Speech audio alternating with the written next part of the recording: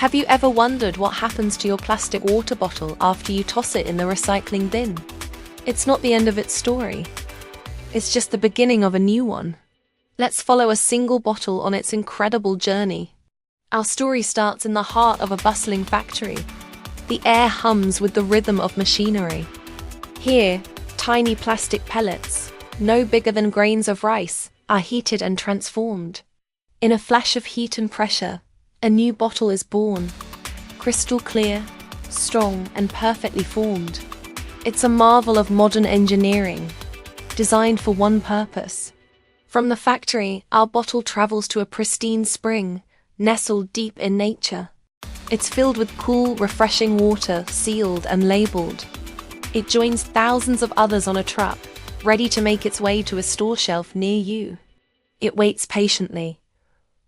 A promise of hydration sitting under the bright lights of a supermarket aisle. Then the moment comes. Someone, maybe you, picks it up. You twist the cap. Hear that satisfying crackle, and take a drink. The water does its job, and soon, the bottle is empty. For a moment, its purpose is fulfilled. You do the right thing and toss it into a recycling bin. But this isn't goodbye. It's the start of the next great adventure. Thrown into the bin, our bottle is now part of a vast hidden world. Glass, metal, and of course more plastic. This is the start of a long and complex journey through the waste management system.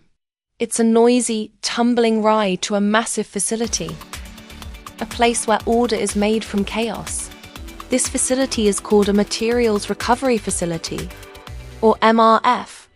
Our bottle is dumped onto a series of conveyor belts, moving along like it's on a roller coaster. Along the way, powerful magnets pull out steel and aluminum cans. Giant spinning discs separate paper and cardboard. Human sorters with sharp eyes and quick hands pick out any contaminants that don't belong. Our bottle continues its journey, passing through an optical sorter. It's a high-tech process that ensures only the right materials move on to the next stage. It has now been successfully separated from the other recyclables and is grouped with its own kind. Now, things get intense. The sorted bottles, including our hero, are compressed into massive, dense bales, each weighing over 1,000 pounds. The bales are broken apart, and the bottles are shredded into small, confetti-like pieces called flakes. It's a loud, shredding process that reduces our once sturdy bottle into a pile of tiny fragments. But these flakes are not yet clean. They're still mixed with remnants of labels and caps, which are made from different types of plastic. So, the flakes are plunged into a huge water bath. The heavier PET flakes sink to the bottom, while the lighter plastics from the caps and labels float to the top and are skimmed off. It's a simple but brilliant separation method based on density. After their bath, the PET flakes are washed again, this time with hot water and detergents to remove any leftover glue, food residue, or dirt. They need to be perfectly clean to be reborn. Finally, they are thoroughly dried.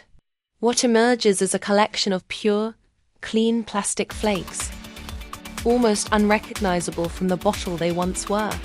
The final step of this magical transformation is to melt these flakes down. They are heated until they become a molten syrupy liquid, like spaghetti, forming long, thin strands of plastic. These strands are cooled in water and then chopped into small, uniform pellets. And here it is, the grand finale. Our bottle, which started as a tiny pellet, journeyed to a spring, quenched someone's thirst, and traveled through a complex recycling system, has been reborn. It's a small, clean, ready-to-use plastic pellet again. It looks exactly like the pellets that created it in the first place. It has come full circle. These recycled pellets are now a valuable raw material. They can be sold to manufacturers to create a huge variety of new products. They might become new bottles, or perhaps the fiber for your new fleece jacket or the carpet in your living room. They could be used to make packaging, car parts, or even park benches. The possibilities are nearly endless. This process is the heart of what's called a circular economy, instead of a linear take, make, waste model. Recycling allows us to keep valuable materials in use for as long as possible. Every bottle we recycle reduces the need to extract new raw materials, like oil, from the earth. It saves energy, cuts down on greenhouse gas emissions, and prevents plastic from ending up in landfills or our oceans, where it can harm wildlife and ecosystems for centuries. So the next time you finish a bottle of water, remember this journey. That simple act of putting it in the right bin is your contribution to this amazing cycle. You're not just throwing something away. You're giving it a chance at a new life. You're helping to build a more sustainable future, one bottle at a time. It's a small action with a powerful impact. Thank you for watching and for being part of the solution. If you found this journey as fascinating as we did, please give this video a thumbs up and subscribe for more stories about the world around us. See you next time.